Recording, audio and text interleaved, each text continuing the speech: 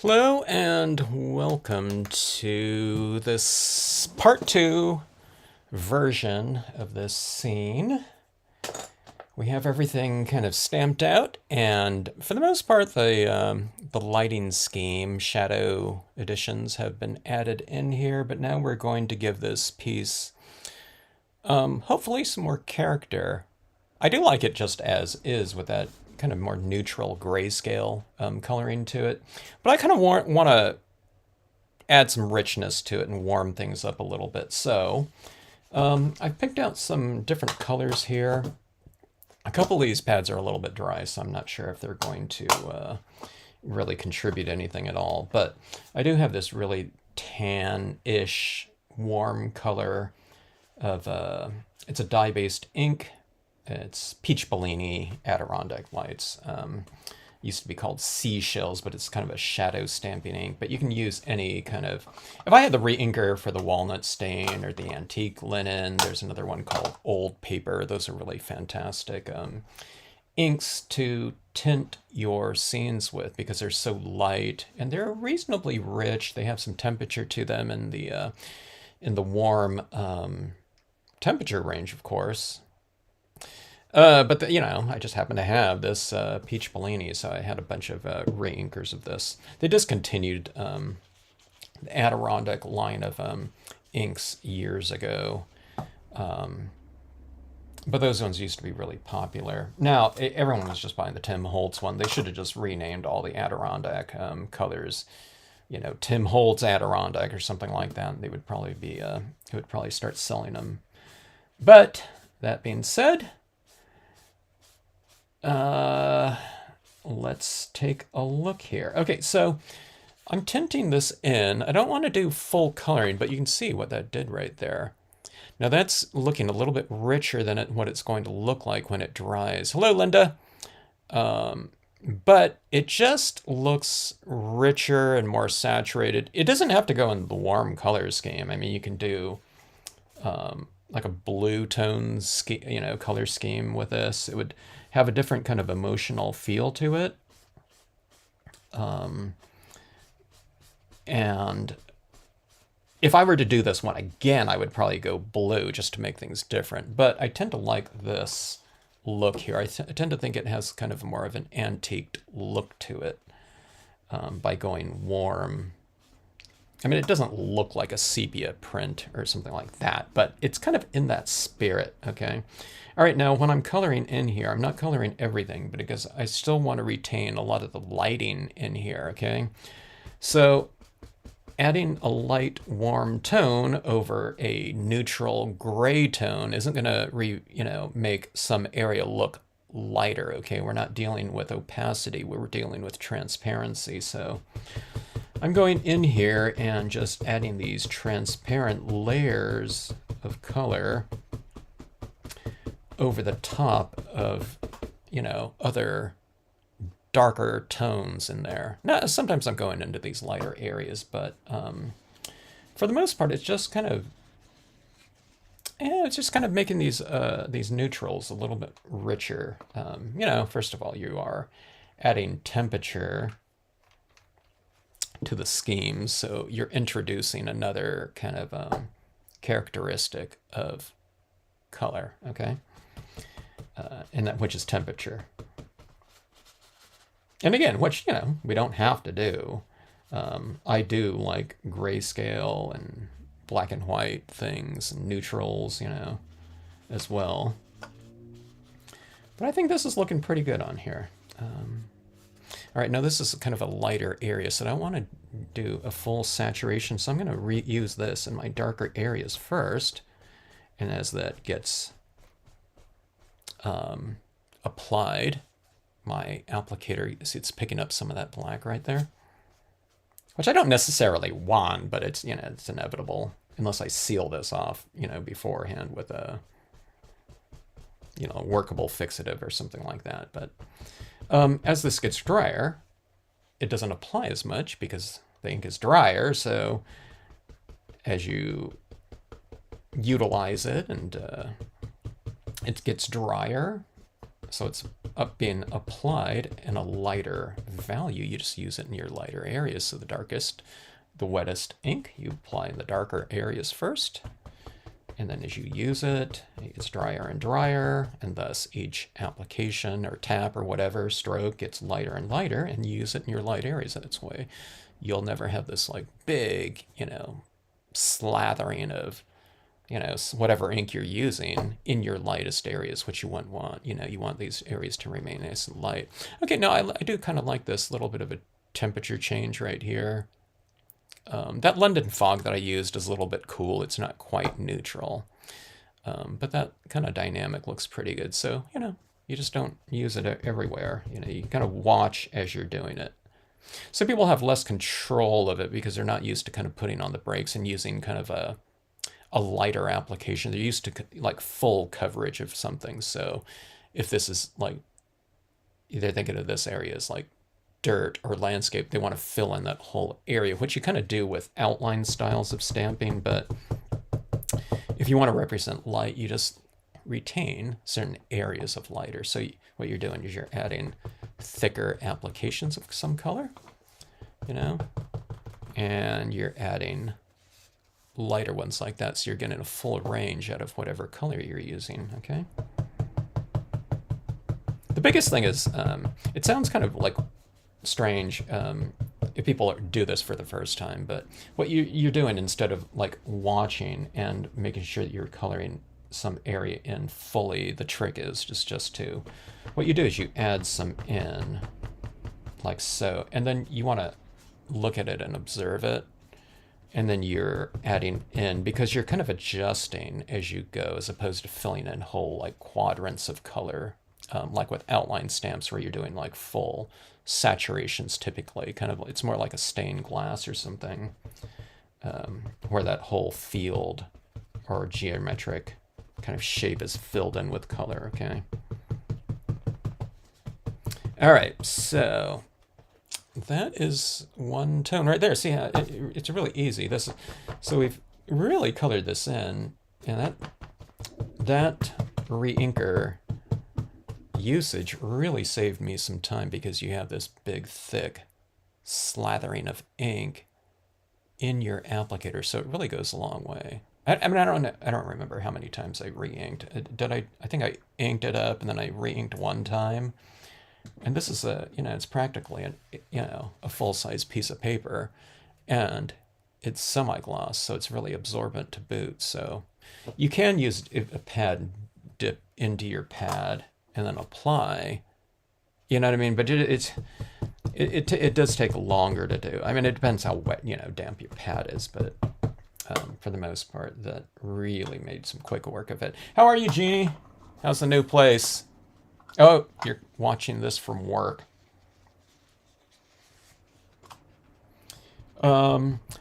Broadcast it out in your lobby, in your waiting room area.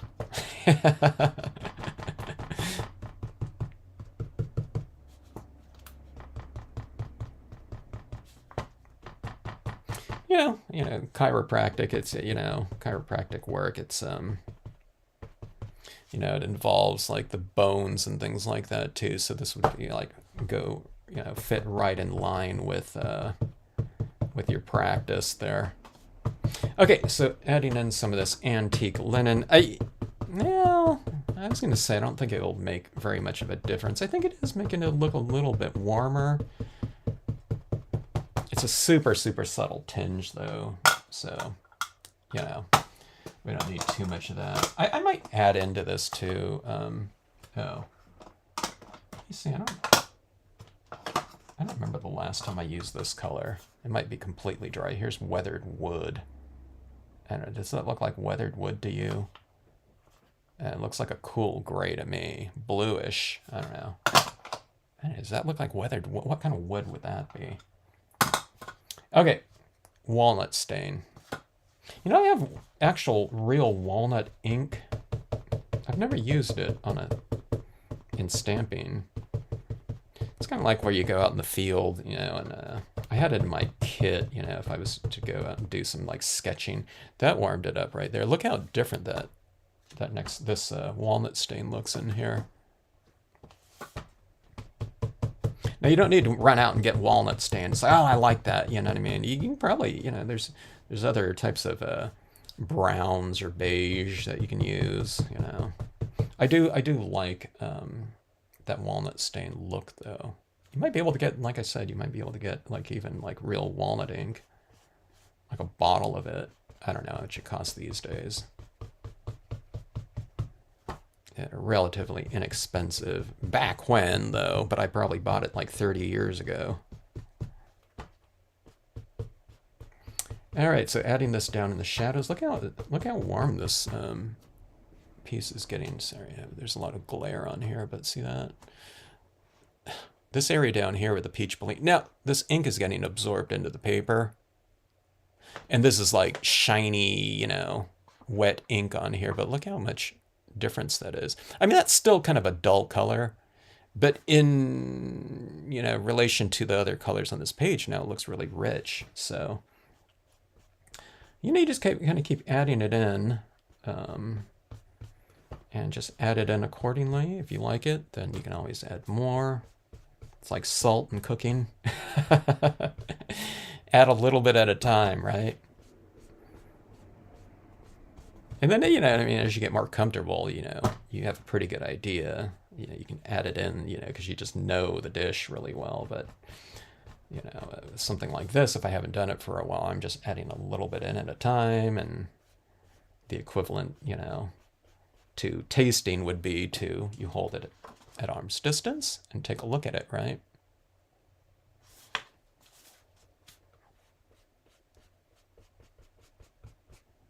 If it's cooking, you take a taste of it.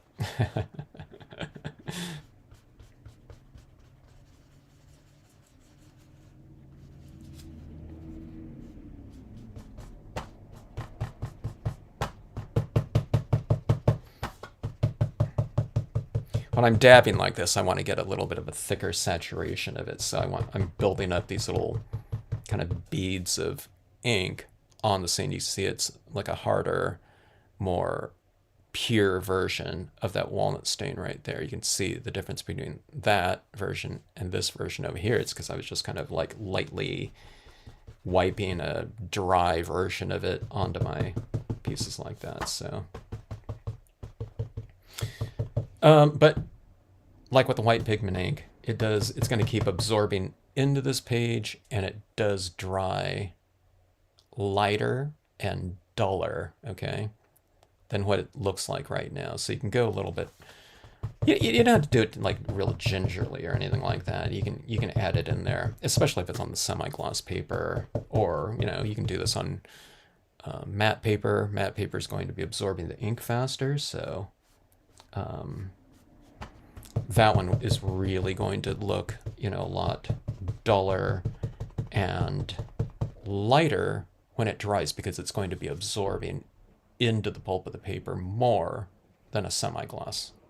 But, there's benefits to working with matte. Matte papers, you can build up your like colored pencil on here a lot more than you can with a smoother paper like a semi-gloss. You go up to glossy, and if your colored pencil's working it at all, you can't go with multiple layers of it, colored pencil, and you'd have to use like a much softer type of colored pencil to apply. All right, but this is starting to feel pretty good. I like it when my page, it almost feels kind of, there's a dampness to it, and I can kind of feel the moisture in here. There's a difference in weight, okay? It's not going to stay that way because it's going to dry and the moisture is going to evaporate, but I don't know, it has a kind of an interesting feel to it when you're adding all these different layers and it's really getting kind of saturated with tones. So I like that feel to it. When it gets a little bit damp like this too, it's easier to blend your colors because you're blending in kind of damp into moist, okay? If it's really super dry, it's kind of grabbing your ink faster and it's leaving a more definitive mark. With this one right here, I can just kind of dab it in there, and it's kind of moist underneath there right now. So I can kind of really blend it out, and it's like a really smooth blend, okay? Not that you can't blend on dry paper, but you just kind of come into it with a little bit of a lighter touch and get that blend more with repetition, okay? So my road's a little bit more kind of integrated in here. I got some of those tones across there like that. Okay. Let's see. Hello, Nawala, if I'm pronouncing that correctly. Good to see you. Thanks for joining in. Feels creepy to me. Glad the creepier the better, as you always say, Jeannie, right? This year I'm doing 11 by 17 Halloween board game. That sounds great, Linda. Those larger pieces. I've always said this with you. Those larger pieces really, it opens up things for you. And kind of, I guess with everyone it could, but it just very noticeably to me. I think you used to be a muralist in your previous life, working on you know, 20 by 30 feet walls. All right, let's take a look at this weathered wood here. Like I said, I don't know if this is completely dry or what. It's got some in there. You see, I bet you it's like a cool gray, I guess. Oh, that's pretty dark right there, actually. And there's some glare on here. Let me hit this in some of the darker areas. Here's my little tip too. When these inks dry on here, especially like Ranger, a lot of the other brands out there, they kind of dry with a dull kind of sheen to them. And like I said, they do look less intense and lighter just overall, okay? If you want to retain kind of more of the spirit of a freshly applied ink, you know, where it's a little bit brighter, more saturated and darker, kind of, I mean, you don't have to run out, but sometime after you do it that night, I would say, or whatever, if you're stamping in the morning, just, you know, within the next few hours, I would say, spray seal your piece with an acrylic sealant. Now this is it's not glossy here, and most of the sprays are glossy. I mean, not all of them, like art sprays, okay, but the one that I've been using a lot is workable fixatives. So if you just kind of seal this off, it kind of retains a little bit more of the spirit and look of a freshly applied dye-based ink, okay? If you don't do that, I mean, you can spray it and it'll kind of bring it back around sometimes, but I'm kind of convinced that it's a little bit richer looking if you just spray it before it kind of looks duller. It's not really fading so much as there's something in a lot of these inks, probably in the binder, where it dries kind of on the surface with a little bit more of a frosty sheen to it, okay? So the sealant kind of moistens it. It's like, you know, if you find like a rock at the beach or something like that, and you know, if it's wet, it's all shiny, it looks a little bit more transparent and rich, and then when it dries, it's real dull. Okay, that's what I think about, you know, with this type of spraying, where it's like you've seen like polished rocks or something like that with that clear coating on the top of it. It just looks, you know, richer than, you know, a non-coated whatever rock, okay? Or when people do like rock polishing, or they cut those rocks in half, you know, they polish it up, and so, I don't know, a lot of them have like a clear coat on them. All right, so that is what is the name of that one? Weathered wood. Is it like weathered blue wood? I think that looks pretty decent, though. You know, I don't know if it did very much to it. I guess it kind of added a little bit of shading to it, just slightly. All right, let's see. But let's you know, I mean, it's pretty much what do you call it? Monochromatic, okay? Just all around in here. But I don't have a ton of like these distress things. I have like, I don't know, 6 here. But Another one that I do have is this peel paint one. So let's add a little tinge of green maybe down here, just to kind of create a little bit of a separation between whatever, land and sky, or you can do it in the foreground and not in the background. I don't know. All right, this peel. Let me see here. Take some paper out from right here. It's starting to drive me nuts. There's this little curl right here is driving me nuts right next to me. Okay, here we go. Okay, so here's the question. I think I can just go in with a pure version. I was thinking about, do I take this with the weathered wood, and do I go in here with the weathered wood, making it some sort of fusion of the two colors? I think I'm just going to go straight green. So you take your, this is called a multicolor ink blending towelette. I'm joking, folks, if you just joined it. This is like a piece of paper towel here. It's pretty good. 1/2 piece of paper towel, can tone in multiple tones, a lot of different, colors in here. So, all right, so here comes this green, and I'm applying it. I want to do it a little bit lightly at first, so I can just get an idea of what it looks like over the top of that. I think that looks pretty good right in here. What do you think? Looks better, huh? Having that little tinge of green. But I don't want to put it everywhere because I want variety in here. So where I went into it a little bit right there, right over the pure white. In some areas it looks more green. So let's do this right here. It's a little bit brighter, Get in there. It's kind of glowing a little bit more, isn't it? Okay, I think that looks pretty good. So we want to brighten it up because, after all, this is supposed to be a really cheerful scene,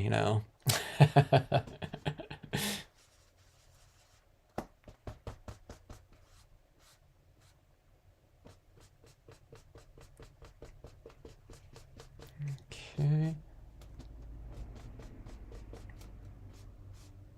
So I'll put a real dull version in the background, so I'm going to come into it with a real dry version. I've already been applying it right in here. Let's come in with a really light stroke right here. It's like a 2% version of that green every time I make a pass like this because it's really dry. And then, here's the thing, if you want to build up tones really slowly or whatever and controlled, sometimes people go over it and it's like, okay, I can't see anything at all. So they press it down, you know what I mean? And that's when it would leave like a harder mark in there. So just kind of get it in repetition and you'll have a lot of control over how much is applied every time. Now, I don't always do that. Sometimes I'm impatient, you know what I mean? And so it's like, oh, I got a hard edge of it, somewhere. But then I just blend it out later on, But if you kind of just add it, in a nice... methodical kind of process, then there's less kind of, I don't know, I wouldn't call it repair work, but I guess it kind of is. You won't have to obscure something that you didn't want to be in there later on, which you can always do. I obscure things, undesirable areas all the time, okay? But that's just part of the process, though. All right, so anyways, there's some of that green. I think that kind of brought the area to life a little bit. What do you think? Let's see. Oh, speaking of fall, Jeannie mentioned, let's see. Fall. I want to do a Halloween fall scene with fall types of foliage in here. This is my favorite time of year, really. This year's gone by so fast, I realized, oh my God, it's already like fall. I need to do some like fall colors. And I thought, okay, it would make sense to do that with like Halloween stuff, of course. And I have those, oh, you know what I have too, is I have those leaves that I bought, those modelers leaves, those 3-dimensional leaves.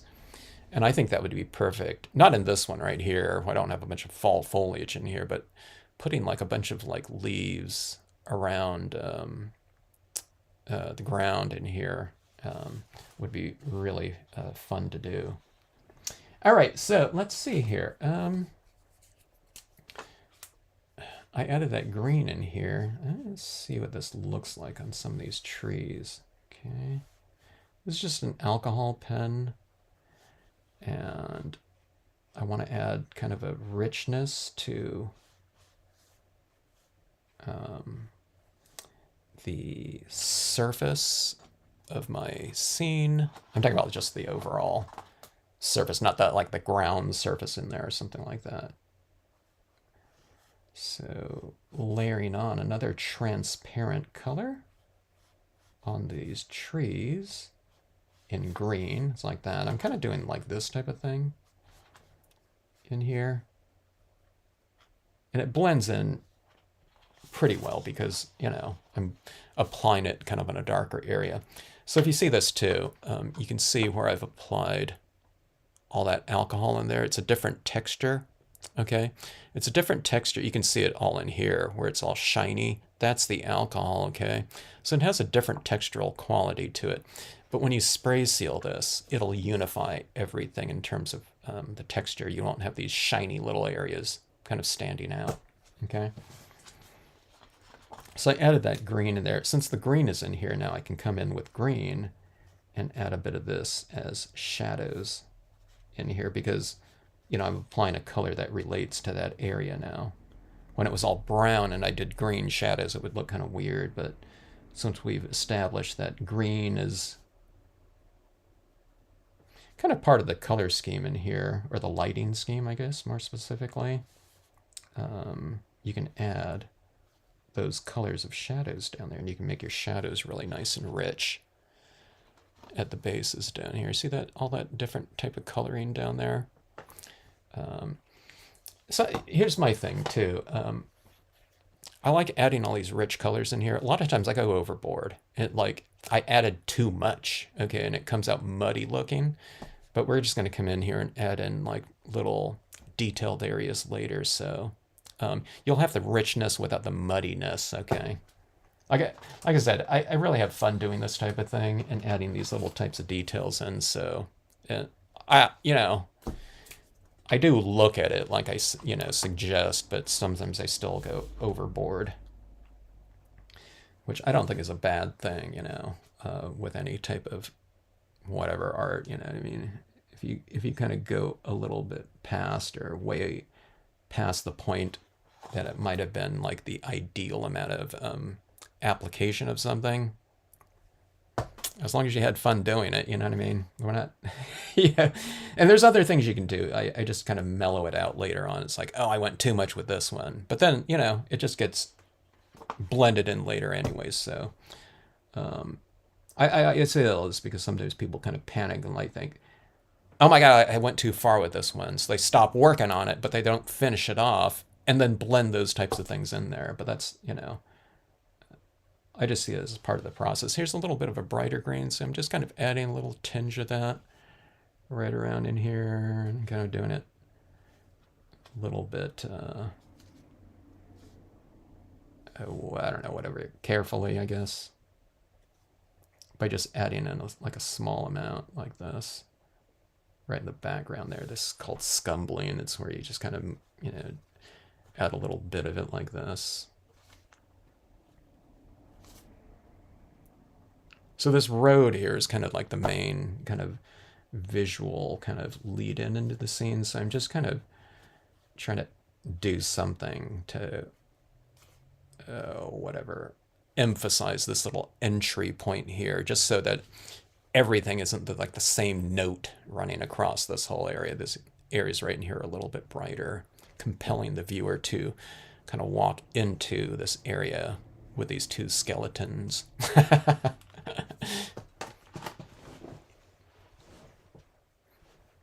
Oh, Jeannie, just crank this up all the way. I think you got to crank it up to full, like I said, you know. Put it on the intercom in that office there, actually.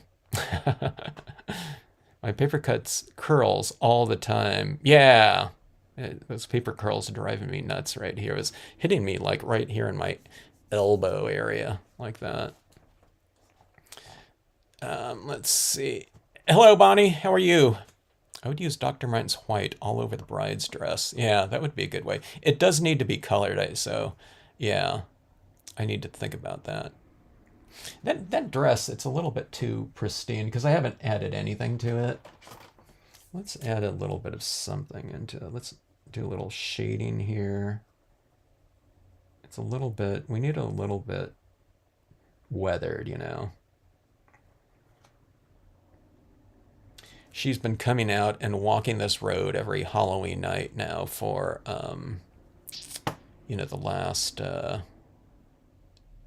80 years. So stands to reason that dress would be a little bit tattered.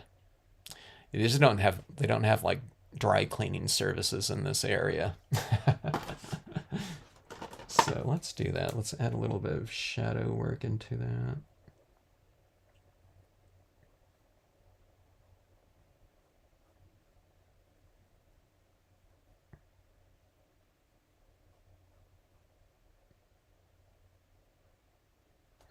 All right. That dog's a little bit obscured there, but I don't know. Fido. We'll just have to deal with it. Okay, there we go. All right. That.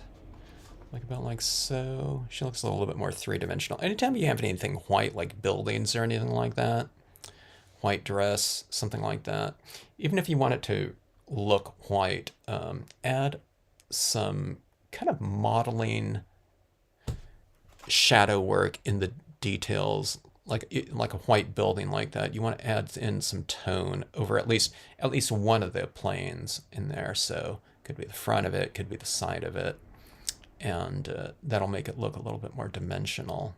Okay, look at that alcohol little swatch right there. You can really see as this ink dries that alcohol ink. See that going up those trees right there? That alcohol ink on there. But like I said, spray sealant will take care of that. If you don't have spray sealant, I don't know. People use hairspray these days, but people have used hairsprays before too, and it works just fine. You know, it might give it a little bit of a scent if it's a scented hairspray, but you know, if you don't want to go out and buy, some of that, it's like, and if you have some of it, you can use it. More of the aerosol one than like a pump one, though, probably. But any of those hairsprays, I mean, they shouldn't, make anything smear or anything like that, because most of this is water-based media on here. The alcohol inks aren't, but it's not going to be a problem or an issue.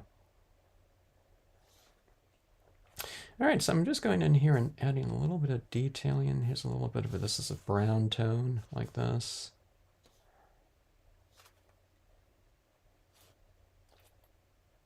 Spending a little bit more time on this one, on these types of little kind of details, just because it is a bigger scene, and this is like really fun stuff, and it's so easy to blend on here at this point in time. Everything's a little bit dark, it's a little bit moist. So when you add in marks in here, you're kind of coloring over colored areas. So every time you add something in, unless you're just going all the way to something like super, super dark, like black or something like that. If I do this little mark on here, every little mark shows, but this is just a little bit darker than, the colors that are underneath it. So it just really blends in with it, but you get that, that whatever the characteristic of that color that you're applying, merging with the colors underneath. So it's really fun to just kind of fine tune things like that. You can see, let me see at the base of all these tombstones right there. Yeah, see that it's picking up that glowing look right there. It's just because it's shiny. That's not the color it is right there, but you can see where I've added all my alcohol there, right around in here and right down in here. See where I'm adding that? I mean, this is with the brown color right there, but you can kind of get the gist of it. See right in there, right around those tombstones on the right-hand side underneath my thumb? That's where I just added in a little bit more alcohol, and that's what it looks like right there, okay?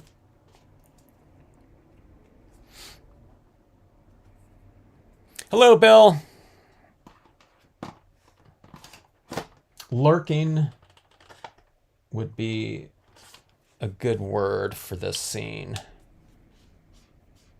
There's some purple right here. Let me take a look at that. Violet. Because purple, kind of that purple and that greenish, you know, color.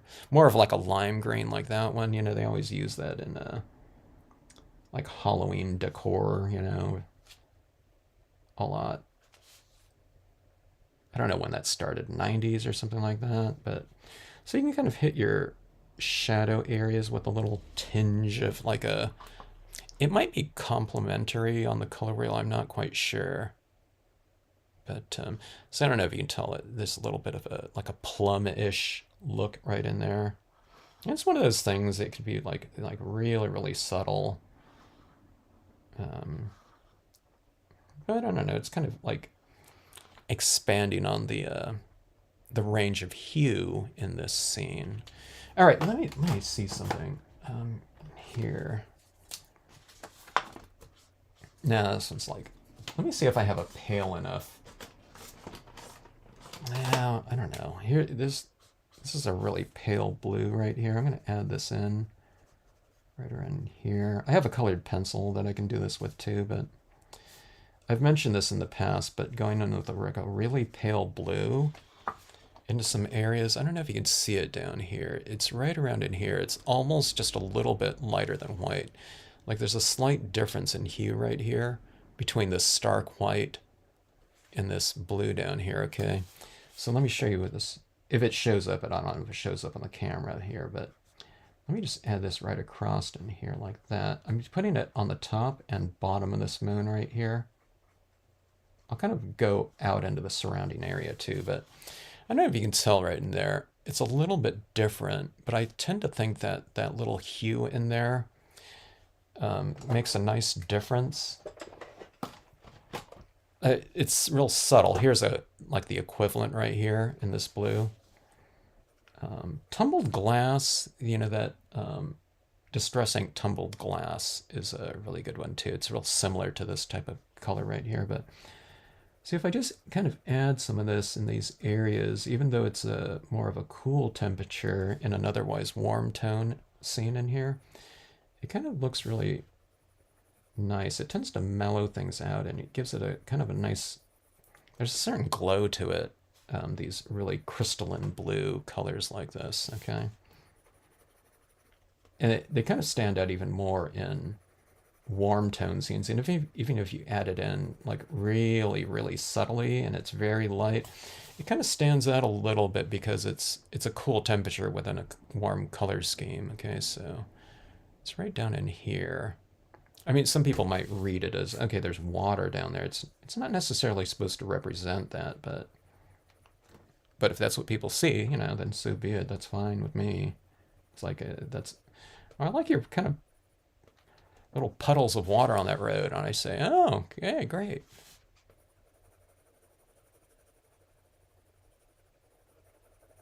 All right, but I don't know if you can see that right there. Right there, okay? And I put some right back in here. Sometimes it's a little bit too stark, you know, white, so. And I just add that in there, like that, okay? I don't do it all the time, but, you know, if I remember to do it, I often do it. Okay, so there's your, kind of your color scheme right there. And let's hit the additional imagery. That alcohol ink reflecting whatever isn't that bluish tone really cracks me up. It kind of looks cool that way. It's probably going to disappear once I spray seal this, though. I'm not sure. Hello, Chris. You like big scenes, huh, Chris? Yeah. Bigger the better. Sometimes. All right, let's get some additional imagery in here. Okay, let's not do that yet. Okay, I was looking up here specifically. I want to have a few more overhangs in here and maybe down here. I don't think it's going to be as important now, when I look at this because it's just so dark up top here, but I'm looking up here and I'm thinking to myself, if it looks a little bit too busy where some overhanging tree limbs will it'll simplify those areas out there. I think there's a lot of things going on in here. Yeah, we'll add it in here. Okay, but let's grab and let's add in those textural elements in here. I'm looking to see if the second time I use like a cotton ball for my white pigment ink, it's always the best. But then if you go a little bit too much, like this one right here is all crusty, so that one's not going to be any good. Hold on a second, I got someone at the door. It's like probably someone selling something. Unless it's a neighbor. Hold on a second here. No one else is around here. It's someone with a tablet. The term soliciting, I've been convinced, or solicitors, I have this no solicitors note on my front door, and it's fairly big. I bought it at like Home Depot, so it's not like this little label I put out there, but I don't think people know what that means these days, soliciting. I think there's like an icon with this little figure with like a briefcase or something like that.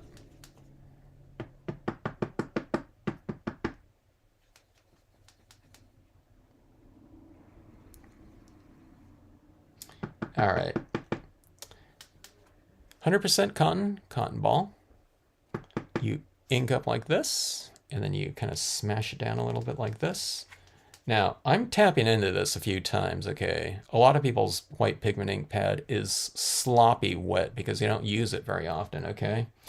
If you do that, then you just tap it down a couple times and just smash it into your cotton ball. You don't want a thick application of it. You want it to be kind of dry, and the sensibility is like you're adding like powder onto a scene, okay? Like if you're putting... What I liken it to is like, okay, even if we haven't done this before, imagine you're applying like some makeup onto like a child's face, like, if they were like maybe like 2 years old or something like that, not like a 15-year-old that's driving you up the wall. Then you're applying it really hard or something like that. But what you do is you just start lightly tapping like this, okay? You might want to blot it off first and see how much ink goes on there, But most of the times when people are doing this, it's like they apply way too much and they think, oh my God, that Kevin made it look so easy, okay? It's because they tap it down when there's the right amount of ink on here. And with a couple taps or 10 taps, it's like you can't even see anything that's going on. And people they're not used to that. So they go into it and they just apply this big slathering, and it's like slathered, big blob of ink, okay? But what we're going here is we're representing mist, and it's see-through and it's very light, so you want to do a light application of it typically. So see this as I start going over this, and it's not going to take forever, but look at that glowing moon that you have now, okay? It's not like a big slathering of ink on there. Now sometimes you might be adding a lot of, for some other reason, but if you want to just apply like a really small amount, then get it in repetition like this, where it's applying like, I don't know, it's like 0.5% of white or something like that with each tap probably. But see that? So that one tombstone's a little bit lighter than that one in the distance. Not that I was going for that, but I'm just saying for example. See that right there? And then you get that mist in the background like that. And so someone left a comment, which is a really valid one. They were mentioning, hey, the way that you teach it, it seems accessible, okay? Well, we taught a lot of people how to do these things, and everyone got it in their first, you know, go. If they're in a workshop with me, because I would be right there saying, all right, here, don't apply so much ink. You know what I mean? But I see it happen all the time where people are kind of working a little with the same media, but working in a little bit of a different method. Okay. So, like with coloring, we're doing these versions of where it's transitioning tones. Okay. Not doing full areas of color, but with something like this, especially, people aren't used to doing like a tap like that and not, or an application of any media and not seeing that media being applied. And then the second thing is that they're not used to applying a certain type of ink or medium, colored pencil, pen, whatever, paint pen, anything like that. They're not used to seeing like a 5% version of whatever, dark brown or something like that, okay? And that's the only thing I'm doing. I'm kind of working up to whatever versions of ink that they look like in their full incarnation. I'm just kind of adding it, with a drier touch, and I'm building up to the full saturation. Sometimes you don't go to full saturation. Sometimes you just want a little bit of a lighter area. Like down here, I don't want it white. I just want that slight version of white in there. So it's a very lightly, thinly applied version of it like that, okay? So it's just kind of like, it's expanding all of your media out, where you can get full versions of it, with a full application, or you can get every incarnation from white to that color, okay? It really kind of expands all the colors that you have too, because, like this brown right here is a really dark brown, but I can get a really super light brown, like it's next to white, and by adding more of it, you get to dark brown like that. So you can do that with all of your media. With white, it can be as white as it can be in its full version, but it can be also darker versions of it too. It saves money. Potentially. All right, so see that right in there? It's adding that kind of atmosphere into it, huh?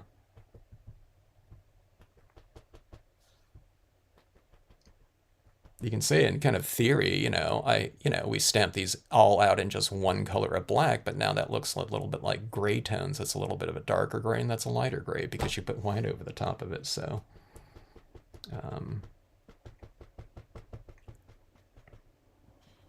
don't worry too if you ever add too much of this. Let's see. Let's go like this.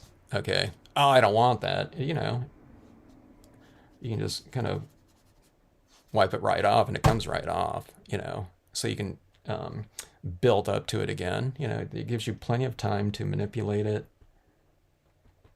and to adjust it.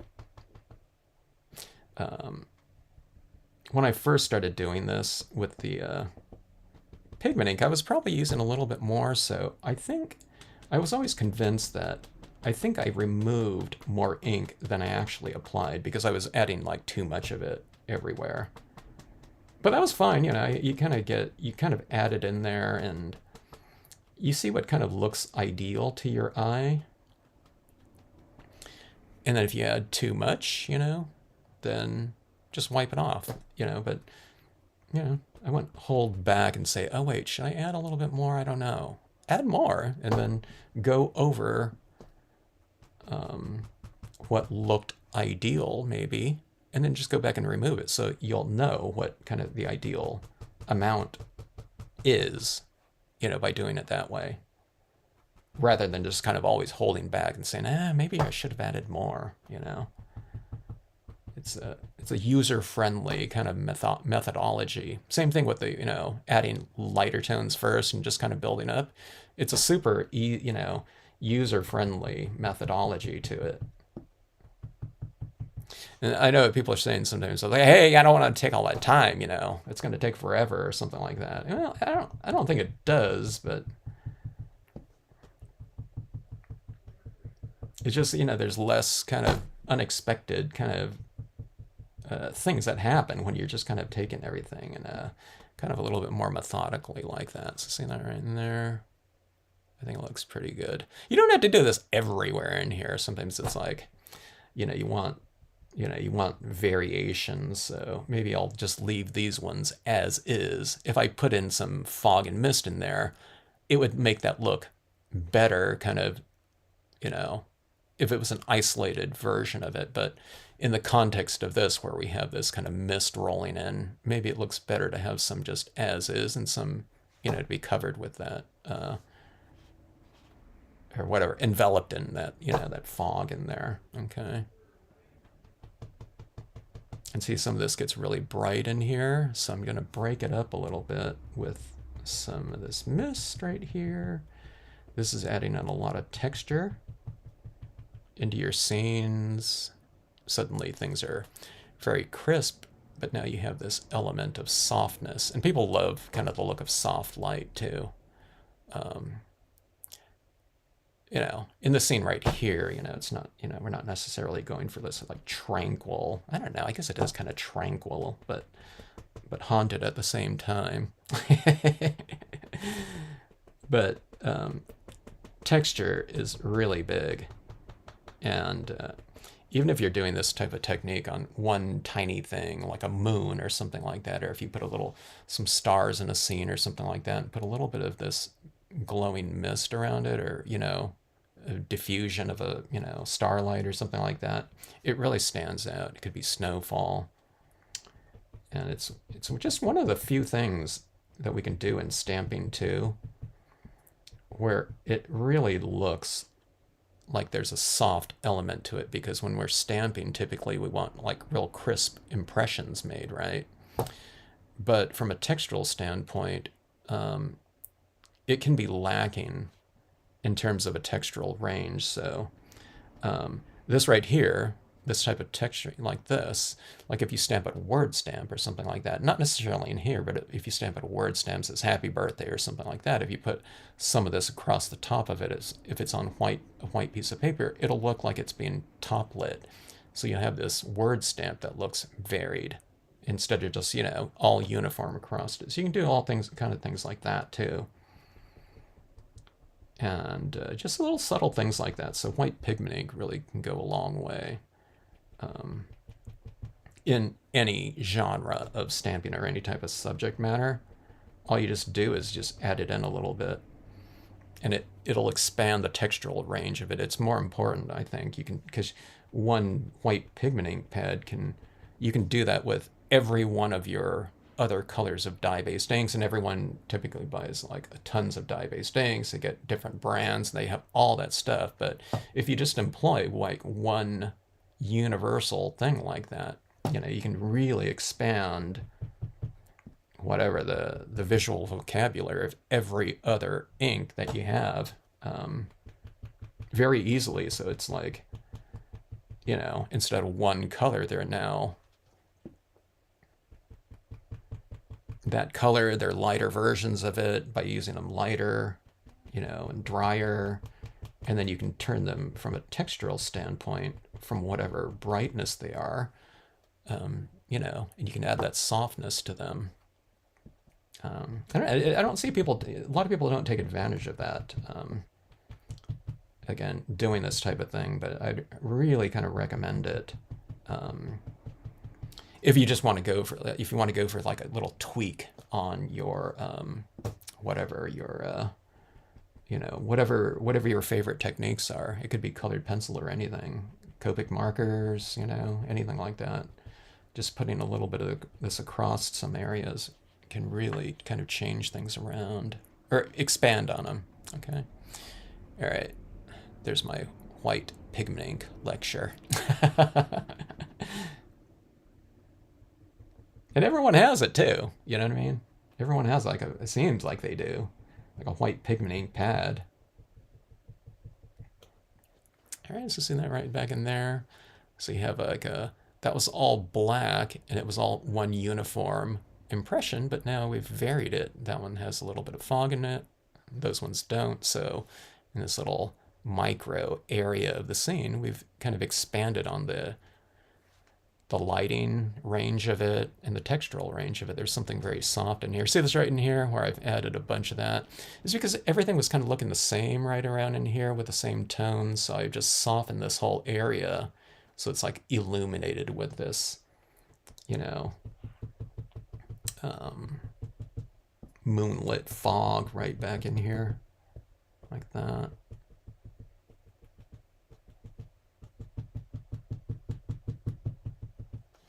All right. I'm going a little bit more because I know when that dries, it's going to dry darker looking. So this right here. So here's this road right here. I put some right here, none right here. There's a little bit right there, but it's for the most part, I have some right here and in front of that bride. It's not really too much like pigment ink right throughout here, but then I put some right up here. So it's going from soft, crisp, you know, soft again, crisp, soft, crisp, soft.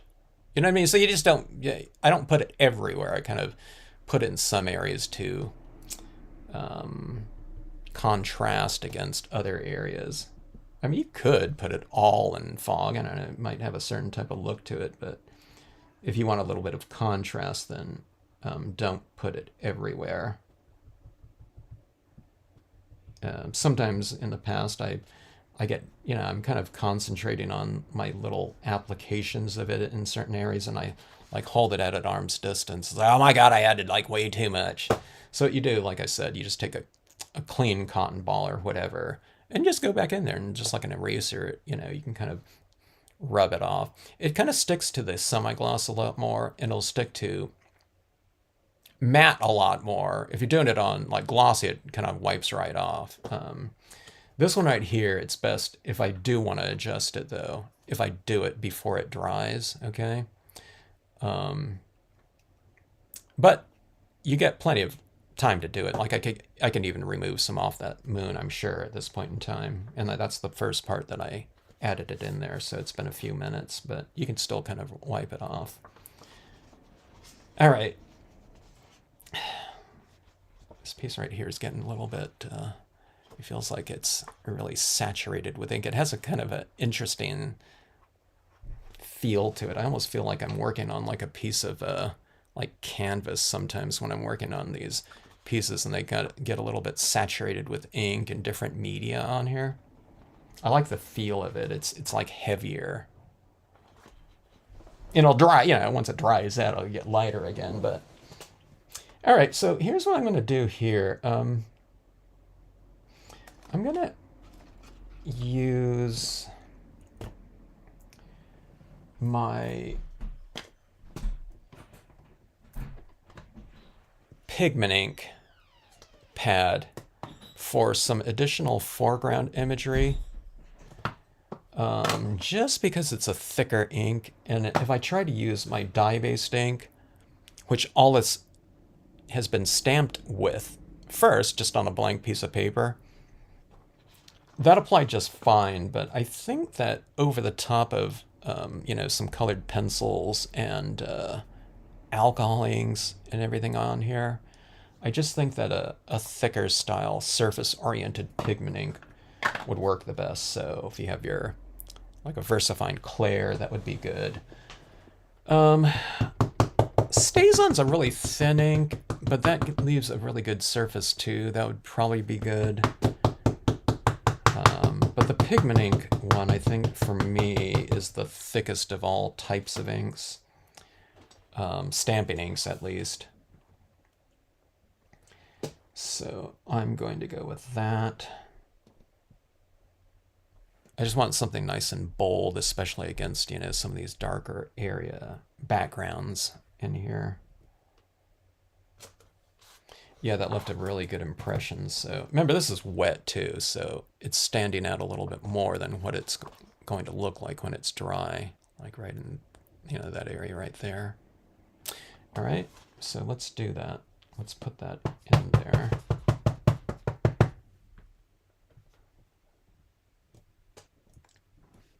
This will be the slowest drying element. of this scene right here, so I'll need to wait for that to dry. The Brilliance ink happens to be a faster drying water-based pigment ink, so it won't take as long to dry as something like a oil-based VersaFine Clear, though.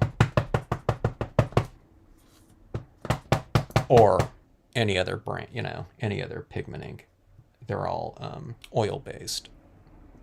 But like I said, they would work fine on this. I'm not using my Clear. I would use my Clear, but I need to get I need to get a re-inker for mine. I've been dry for a while. I just haven't gotten around to reordering a re-inker for it.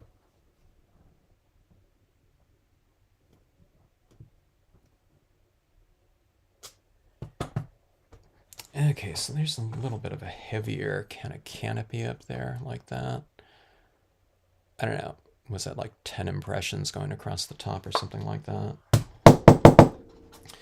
I could add that down below, but I think that would be a little bit too repetitive, so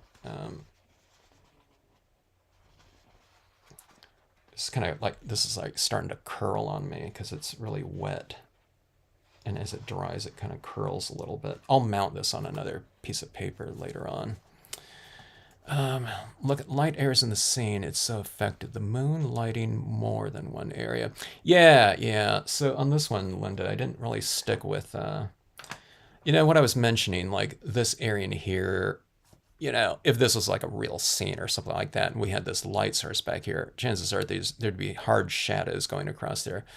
But what you do is you just kind of, you think about this more like, it's backlit, yeah, but you think about it more in terms of like a stage where you have other lights that you can shine into other areas. So this area is a little bit more illuminated.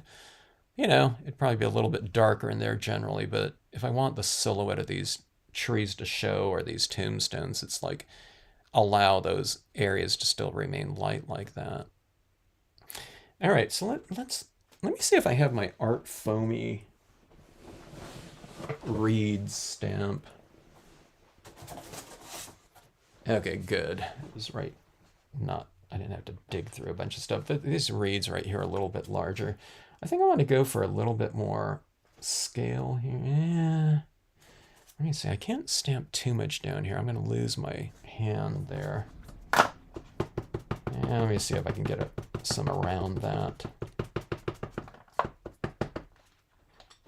I'm never sure when my Art Foamies are inked up because they're foam and they're black, so I can't see if the ink is like built up on there sometime. It always is, but sometimes I'm just not used to it. So, okay, with these foamies, don't press too hard, I've found, because they, you know, they can squish down because they're foam.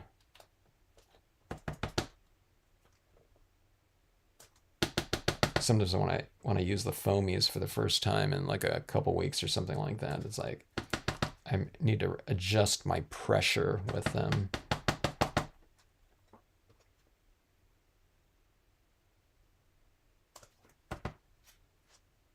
See this right here? I'm never like pressing right on the tip of the reeds there,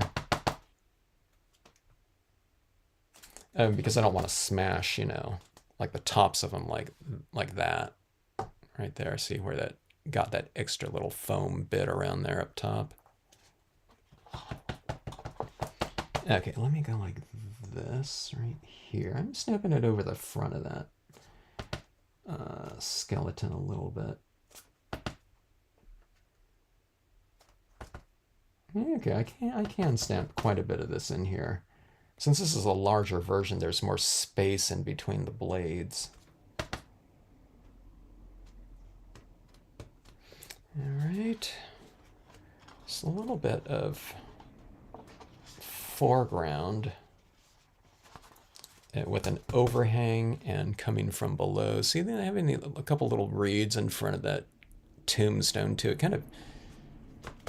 It blocks it a little bit, just, you know, with little spindly, you know, blades like that, but it kind of integrates all of this other imagery in here a little bit more, you know, because there are so many objects in this scene that we're doing here. All right. Highlights. And some of the white goes away when you spray seal. What do you mean by that, Chris? You mean you'll lose kind of the pure white of the paper when you spray seal? The pigment ink also makes it look more eerie. Yeah, it kind of adds that atmosphere into the piece, huh? That fog and mist like that. I mean, you know, this would be pretty cool now I think about it. Maybe, you know, going with like that whole creeping kind of fog over this whole area would be kind of cool. I need to do another scene like this now that you mention that. But we'll have the fog all throughout there. If I was to do that on this one, I wouldn't have done so much coloring in here. But it's like I did so much coloring and layering, it's like I'm not just going to cover it up with a blanket of fog. But I think, yeah, like a whole blanket of fog, like it's like pea soup thick fog in some scenario. Then you can have like whatever, zombies or something like that, you know, walking through that. That would be pretty cool. When I spray seal, I lose some of the pigment ink. Oh, yeah. Right, Chris. I thought you meant the white of the paper, but yeah, definitely the white pigment ink when you spray seal. So Chris brings up a good point. Sometimes I forget to mention it, but see those real subtle additions of pigment ink, like right there? Be careful when you spray over with your sealant. What I do is I spray from distance, okay, and I just kind of lightly spray it. It's like 12 inches away, and I give it like a little quick burst so it sprays on there, okay? Or I might do it with a motion. So what you do is you do that a few times so that when the acrylic lands on there, it's not soaking that area. And the acrylic, once it lands, these little particles, it dries instantly, okay? So if you hit this with a few passes like that, and then you build up that acrylic spray on there where it's drying instantly, I have a better chance of retention than just giving it one slathering, okay? Because what it does is in that 1 second or 2 second or whatever, 5 seconds that it takes for kind of a thicker application to dry, in that time you can lose some of those more subtle, very thin layers. It's like if you're spraying, if you've ever spray sealed pastels or chalks where you have lighter colors over the top of it, those whites on the tops, you know, you can lose that. But what I do is, yeah, just spray it in layers. Now up here and around here, where I don't have any white pigment ink, I got to be careful around right here. Over here, I give it a little bit of a thicker slathering, but like in here and anywhere in this like passage of fog right here, I hit it really lightly. And when you allow it to dry in between coats, I'm talking about like, you know, it's like 5 seconds or something like that. It's not, you're not having to wait like 5 minutes or anything like that. But you just hit it really lightly so you get, you know, a few layers down just with some very thin layers. And then that is going to seal in those more delicate applications of it a little bit more. Okay. And if you want a thicker slathering, you just, you know, you can build up those coats where the thicker slathering is never going to touch those thin layers of media because it's all been sealed in. Okay. All right, so let's hit this with some of our highlighting work. Okay, so there's these little clusters of grass in here, and there's these little pebbly rocks. I kind of do a little dot. I don't try to do it on top of every single one. I think I have seen it where some people do every single little thing, and it actually looks kind of cool, but I don't. But some of these rocks in here, see, I'm just coming into these areas and adding a little bit of a highlight in there. My skeleton right here, his head is like stamped over some color in the background, so I'm going to bring that head, skull head out from the background. Same thing with the bride. We'll brighten up her dress a little bit with some highlights on there.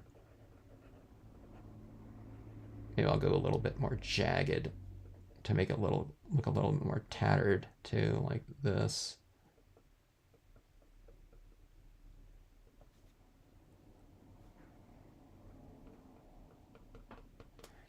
Okay. So see these little highlights right in here? See, it's kind of bringing that area to life a little bit. Like that. You're just kind of adding it into the lighter areas at first, okay? See this little area over here? That area is a little bit lighter than that other area, so I can kind of add a little bit to that. This is a kind of a little bit of a warm toned one. If I was using white, I would probably use it a little bit slightly, you know, more sparingly, but, you know, you can use it. This is almost white, so this is like beige-ish. And this is the white one. I thought I was using this one right here. Anyway, I guess I'm colorblind.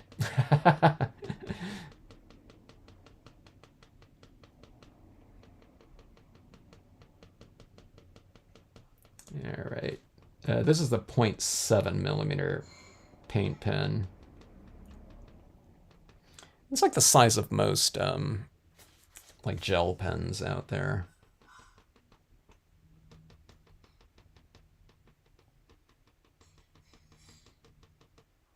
But see that right there? Isn't everything kind of like shimmer a little bit more now? I mean, it's kind of like, you know, I don't know. They're like happy little dots, you know, in some ways.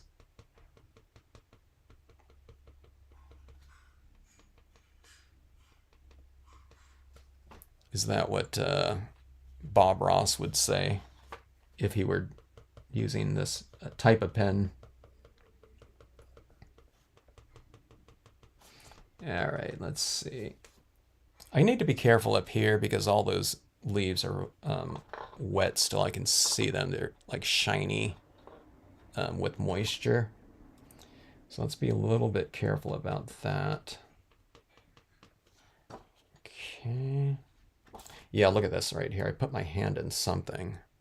Oh, it might have been this right here. I think I smeared that area. Or did I?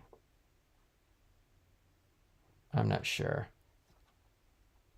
If I did, I can't really see it. It's like in the darkness anyway, so no big deal.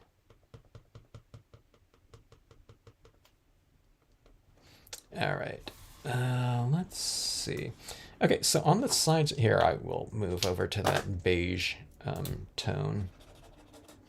And on the sides of the tree that are facing that light, it's not the same color because this one's a little bit more of a warmish tinge, but I might add some white in there too, but on the sides of these trees, trunks facing that moonlight, I'll add a few little highlights.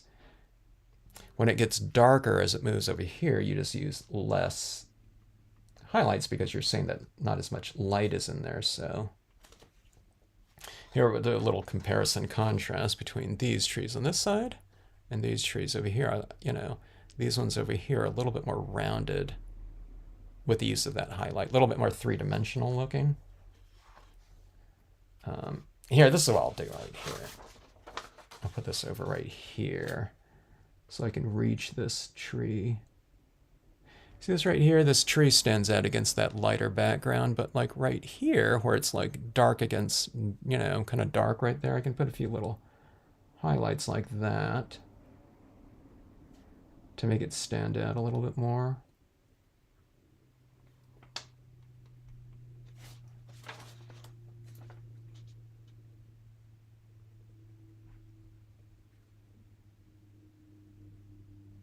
If you ever add too much of these dots, you can just kind of wipe it right off, okay?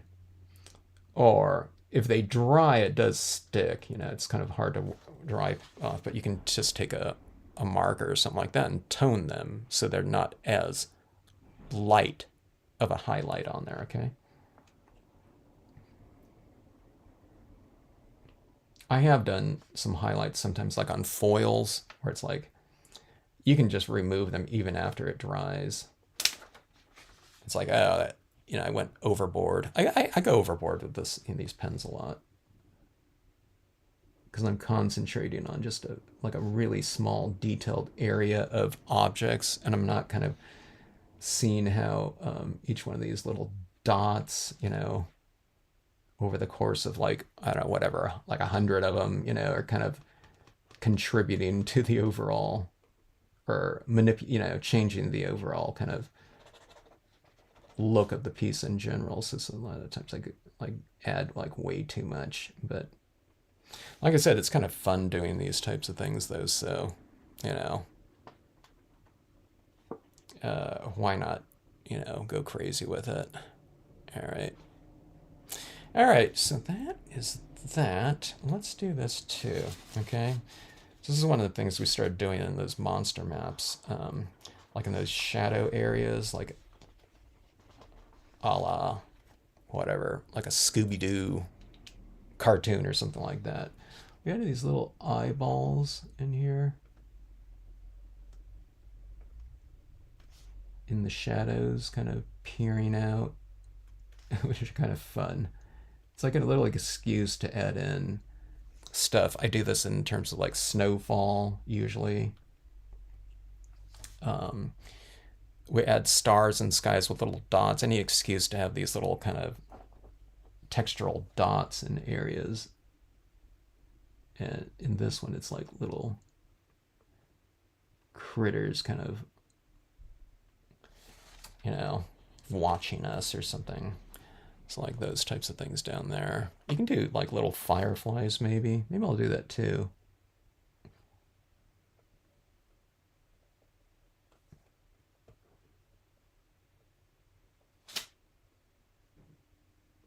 See this area in here, I mean, it's not very interesting. It's just like a blob of color or shadow. But now you've kind of added in something in front of that area, and plus it's like a nice textural contrast difference right in those areas. So it kind of brings those areas to life. You have something like this is just all darkness in there, but you add those little things in there. It's like, you added in like a nice little element in here. That. Let's do this right here too. We'll add in some fireflies in here, lightning bugs. Do you sell these? Add to your private collection. Hello, Big W. Thanks for joining in. I'm still fairly new here. Yeah. I do some Christmas scenes. It's not, I don't know if I would call them so much Christmas, although I have added certain things too, like trees in the forest or something like that, like lights or northern lights. They tend to be more like winter scenes that we do. So if you look on like the Pinterest account, there's like a holiday card one. It's by me and a lot of other people too. I don't just pin my own scenes in there, but they tend to be wintry ones, or I work in a lot in like blues and silvers, stuff like that. That tends to be very wintry. A lot of snowfall scenes. So, yeah, but I don't have too many like like Christmas iconography or something like that I do. But nature is one of those things for all seasons. So, you can pretty much represent any type of holiday with tweaks of things like color and things like that. This one's like specifically Halloween because we just came out with a Halloween, set for the first time. So like ghouly types of things, but yeah, definitely wintry scenes. All right, so these are going to be some kind of hovering little fireflies right in here. So I think we can use kind of an extra layer of, I don't know, I guess subject matter. So we'll do this right in here. I'll try to remember where some of these are. I'm trying to do it where it kind of, we all have this thing, I think, or a lot of us do, where we like space things out like perfectly even. So I'm going to do this and I'll put another one right next to it. And then I'm going to go over here and just kind of space this out a little bit more. So these will be little fireflies right in here. I'm doing it in white, but then I'll add a little bit of a green dot later on. So I'm trying to give myself kind of a larger dot like that, and I'll target those ones for this kind of glowing accent in there. I think that should do it. So you see these like larger ones going across in here. So I like little eyeballs, you know, are peering out from the distance too. Okay, let me see. Oh man, do I have a Q-tip around here? I think I... Let me see. Oh, I do. I need to remember to get some Q-tips here and switch them from the bathroom to the art room. All right, white pigment ink. Now, right here, so we were talking about not applying too much ink. Everyone's white pigment ink pads are really, really super juicy. So be careful about your application rate of this right here. This is where people go with this, and they're getting like blob, blob, blob, you know, thick blob of, you know, pigment ink's almost like paint. My pad's really dry. Okay, but even if your pad's like super wet, just ink up like this, and then just blot it out a few times. Blot it out on a piece of like black paper would be best, you know, or some dark paper so you can get a feel of how much you're applying. Okay, so with a Q-tip right here, I want a soft application, so I'm going to make a soft applicator. So I'm going to kind of fray this a little bit and loosen up that tip, right? You want a soft application, use a soft applicator. And then see that right there? So that was like 15 little taps right there, or something like that. And we have this little glowing little look to it, and it doesn't look like a big blob of paint like that might look. That's paint right there, but I'm just showing you for example, okay? And you just go into these scenes. This looks really good with, you know, we're talking about like Christmas cards or something like that. You can do this with snowfall. You have a bunch of like little dots in there, but on a few of them, kind of make this little glowing little dot, and it makes it look more dimensional. Like maybe these are the closer snowfall. I'm not talking about in this scene, but if these represented snowfall. Or if you have a bunch of stars in a scene too, if you make a couple of them kind of glow, they'll really stand out and it looks really dimensional, and you get your textural range just from a couple little dots in the sky. It'll completely stand out too. Like if you do like a bunch of stars, maybe one of them's glowing or something like that. Or sometimes we're talking about like a Christmas scene, I'll do like a 8-pointed star, like a real twinkly one. It'll be like the North Star.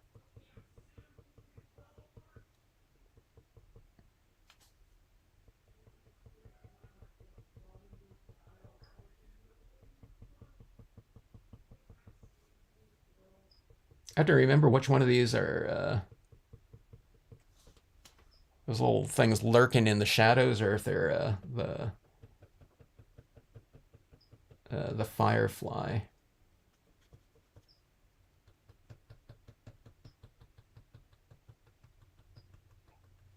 All right, so you get these little glowing little, you know, things like that. See, those little glowing little whatever fireflies, to me, they look kind of like a... It adds another layer of things into the scene. I think it kind of brings it to life a lot, you know, and it especially brings like uninteresting areas to life by having like a little light in there. So, you know, we don't have to add in things like LED lights, although that would be really cool into a scene, but you can kind of do it. It represents that now. So there's like little highlights down in here that are crisp, but when you have these like little glowing things like that, it really stands out from a textural standpoint, and it just kind of, it brings like the piece to life. There's a little bit more movement in the scene too, I think. All right, here's a little bit of green. For those that are in areas with lightning bugs, you know, fireflies, we'll try to make it look a little bit more realistic for you. I don't start off with this green dot in here because I find that when I tap over it with the white, I don't see the green anymore. So I do a little bit of a larger dot in there with the white. Then I apply the white pigment ink over there for that glow. And then I just take a little bit of green and I go back in, and right in the center, I'll add a little bit of green to it. It doesn't make the glow around it green. I guess you could if you have a, green pigment ink. I think I do actually, now that I think about it. But I think you actually have to have a little bit of white in there though for it to stand out a little bit more. But that gives it a little bit of a greenish tinge to it, like that.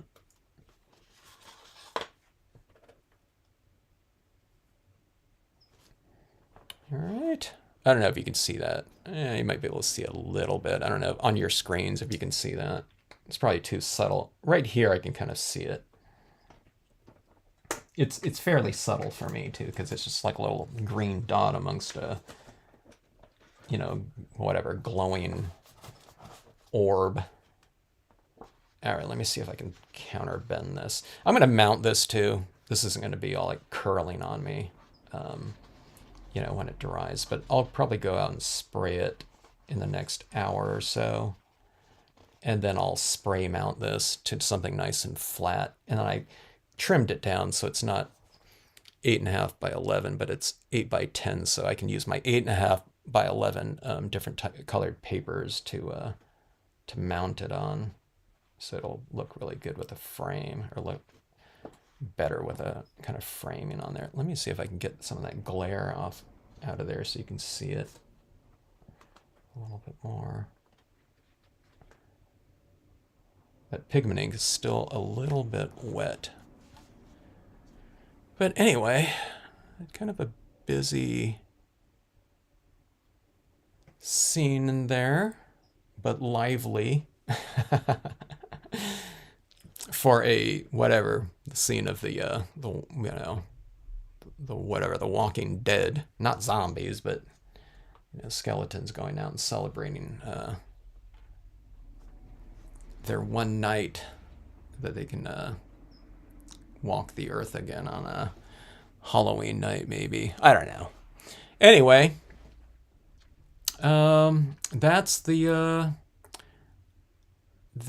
embellishments on that whatever grayscale, lighting scheme scene that we did last night. So I like the greens. I don't remember if I've done. I'm sure I've used those greens and brown tones, but I think in my kind of more Halloweenish scenes in the past, I don't remember using green on those ones.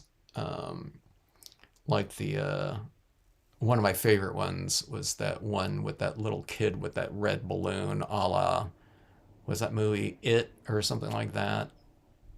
It was kind of in reference to that one. That one was a little bit more brownish, kind of warm tones, I think. But I like the green in this one. I don't know. What do you guys think? That green in there kind of added to it a little bit too, and it kind of differentiated it from that top portion, which with those brown tones, I think. And I do like that little bit of a, brighter green tones with, even like this, those little touches around in here. I don't know, to me, it looks different. One of these days I'll try it too, where we just maybe go warm tones down here, but maybe cool tones up in the sky or something like that. I don't know if I've done those kind of temperature change ones like that before in this type of, tonal scenario in the past. So there's still plenty of, things we can kind of play around with and experiment with. But I don't know, I tend to like this look here with the Halloween stuff, or, it's supposed to be a little bit more eerie. If you go kind of with that dirtier kind of color scheme like that, I think it's really fun. And I don't know. There's all kinds of other variations we can do on here, but this is a pretty easy way to work, believe it or not, when you just do all those, stamp everything out, and then you just do all of your kind of lighting and shadow work, which with, with gray and black, it kind of takes a lot of the,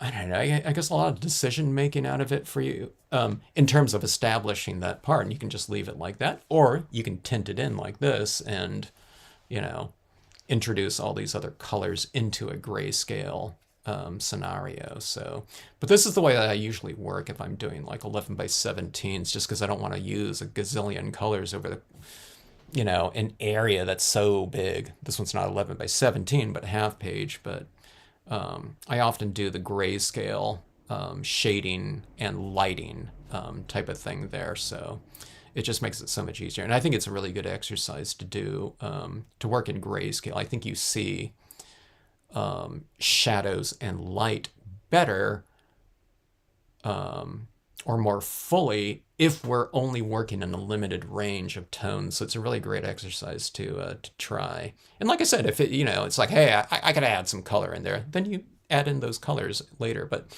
you know, we didn't get into like really dark colors. It was more like just subtle tinting of it, you know, in there. So yeah, highly recommend it. I always did it in my second class. I think it was like Stampscapes 102 or something like that. I started everyone off with just grayscale.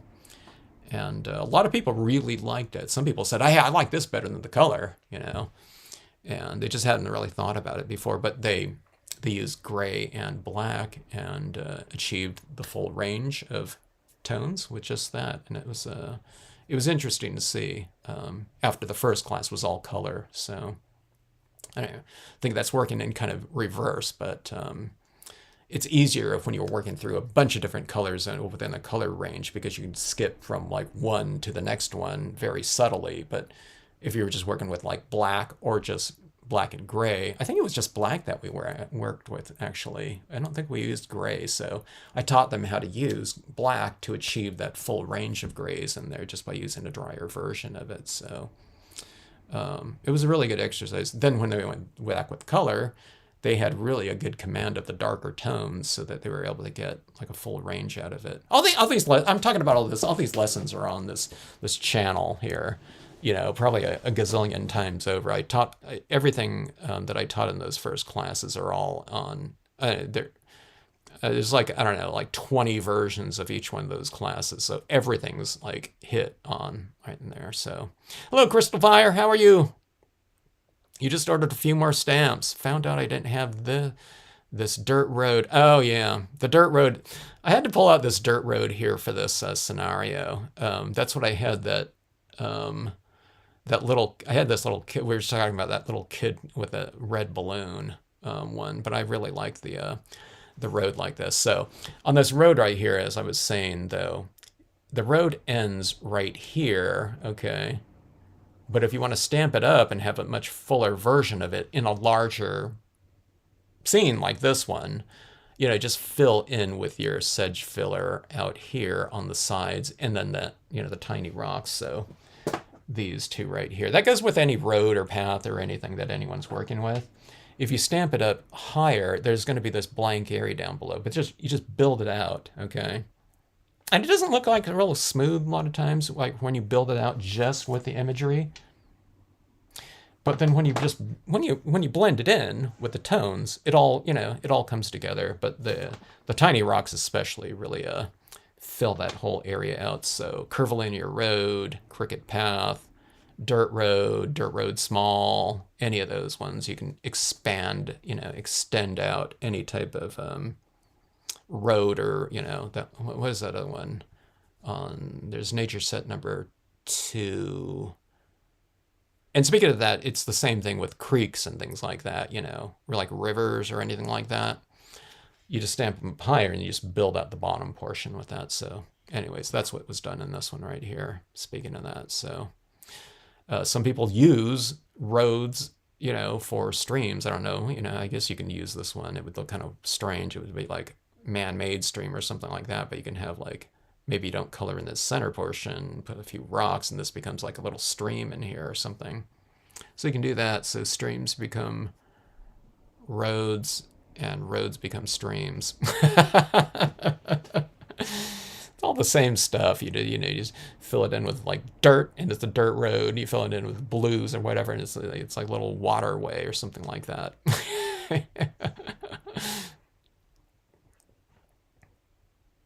You watched last night's. Okay, yeah, right.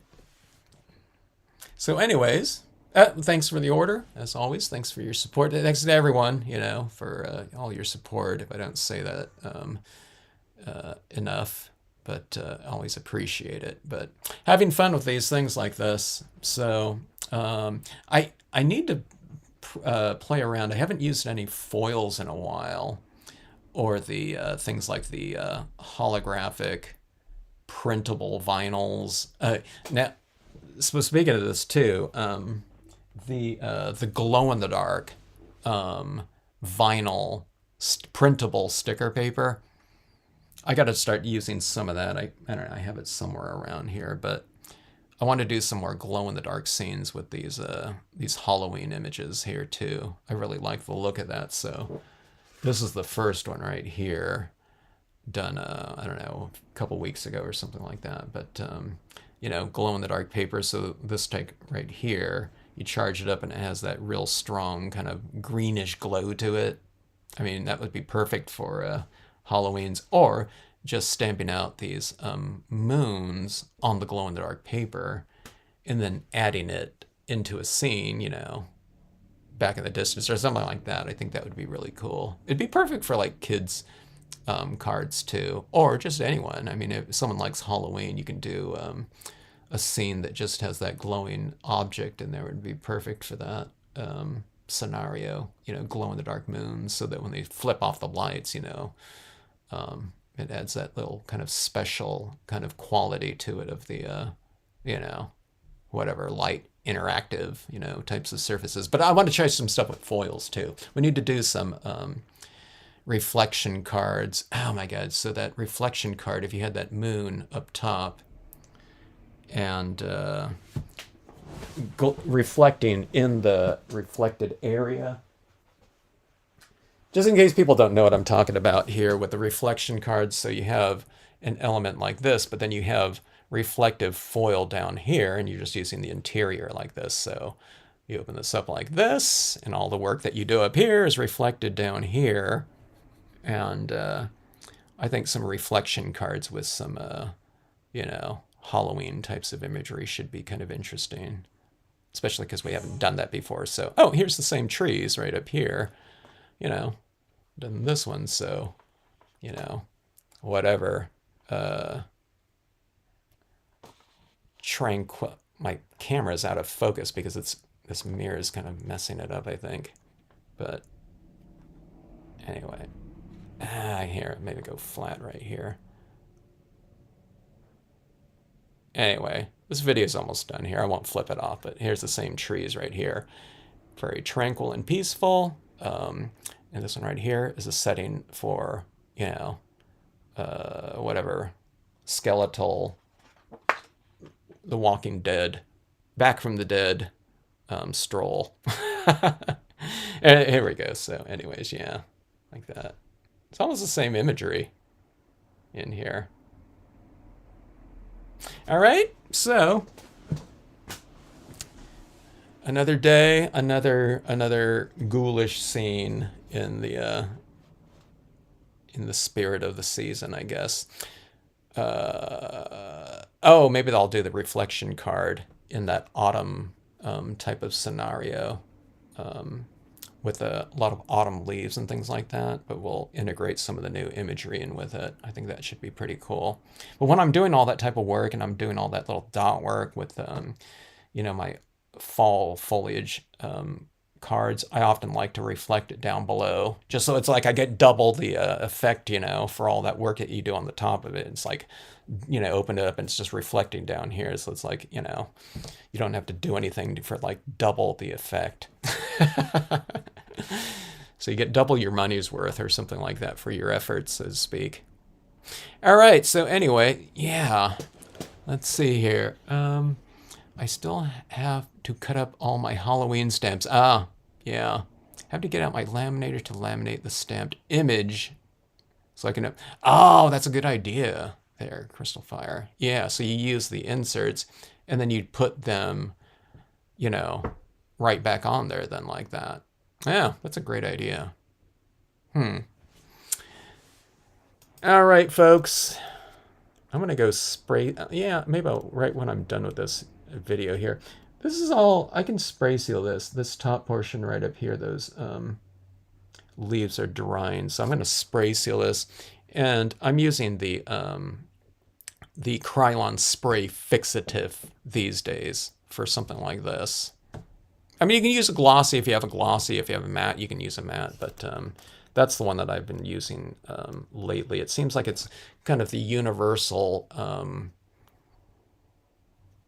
whatever sealant that doesn't influence the scene as much. What I guess it's supposed to do, you know, in terms of it being workable. You know what I mean? It's not covering it with like a super glossy coat. I like the gloss over my glossy cardstock stuff, though. I'd have to say, just because it makes it even glassier looking and coated, you know. But for something like this on the semi-gloss or a matte or something like that, I tend to like the fixative a lot, and the fixative works really good on foils too because it doesn't.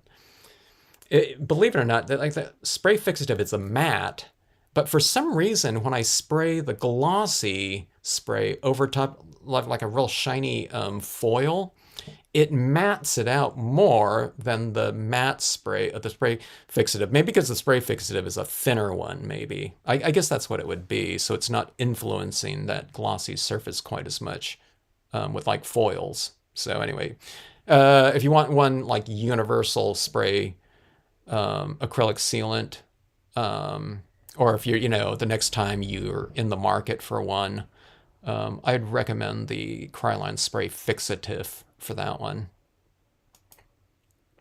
Thanks for watching live. Yeah, glad you were able to jump in there, Nwala. Glad to have you. Thanks for commenting. Great to see you.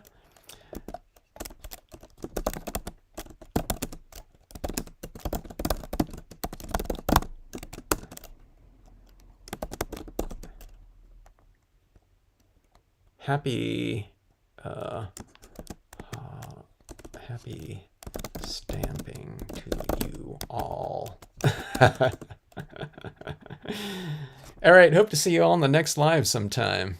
I'm having so much fun with these stamps right here. It's like I can't wait to get back in the Stampscapes lab, you know, my laboratory, to test out some new scenarios. And there's so many different scenarios. We haven't even touched, like I said, the foils and all that stuff, reflection cards.